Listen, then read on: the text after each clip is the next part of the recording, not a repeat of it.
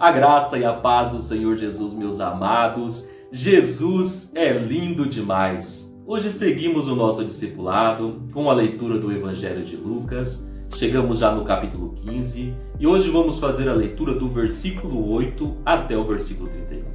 Jesus vai contar duas parábolas que falam direto com a nossa vida. Preste bastante atenção e deixe o Espírito Santo falar ao seu coração. Versículo 8, Jesus disse: imagine uma mulher que tem 10 moedas e perde uma delas. Será que ela acende uma lamparina, varre toda a casa e procura com cuidado até encontrar? E quando acha, chama suas amigas e vizinhas e diz: alegre-se comigo, porque encontrei a moeda que eu tinha perdido. Pois eu afirmo a vocês, do mesmo jeito há alegria entre os anjos de Deus por um pecador que se arrepende. Olha que interessante. Jesus está dizendo que quando uma pessoa se perde, é como essa moeda. A moeda ainda tinha valor, mesmo caída no chão, mesmo esquecida em algum canto, ela não deixou de ser preciosa. E sabe o que isso mostra para mim e para você? Que mesmo quando a gente se sente perdido, Deus não desiste de nos procurar. Ele acende a luz, Ele mexe na casa, Ele levanta a poeira até nos encontrar. Agora pensa comigo, se uma moeda que se perde já gera tanta alegria no céu, quando é encontrada, imagine uma vida que volta então para Deus. É justamente sobre isso que Jesus continua falando na parábola do filho pródigo. Preste bastante atenção.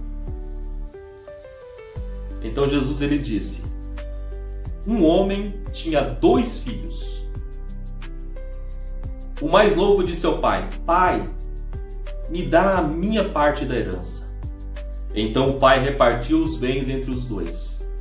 Poucos dias depois, o filho mais novo juntou tudo o que era dele e viajou para longe. Lá ele gastou tudo numa vida desregrada, descontrolada. Quando já não tinha mais nada, houve uma grande fome naquela terra e ele começou a passar necessidade. Foi trabalhar cuidando de porcos. E ele estava com tanta fome que tinha vontade de comer a comida dos porcos. Mas ninguém lhe dava nada. Caindo em si, ele disse: na casa do meu pai até os empregados têm comida de sobra, e eu aqui morrendo de fome. Então ele pensou: eu vou voltar para a casa do meu pai e dizer: pai, pequei contra Deus e contra o Senhor. Não mereço mais ser chamado de seu filho. Me aceite como um dos empregados. Então ele se levantou e voltou para o pai. E quando ainda estava longe, o pai o viu e, cheio de compaixão, correu, abraçou, beijou o seu filho. O filho disse: pai, pequei contra Deus e contra o Senhor. Não mereço mais ser chamado de seu filho. Mas o pai disse aos empregados: depressa, traga a melhor roupa, vistam nele, põe um anel no dedo dele e sandálias nos seus pés.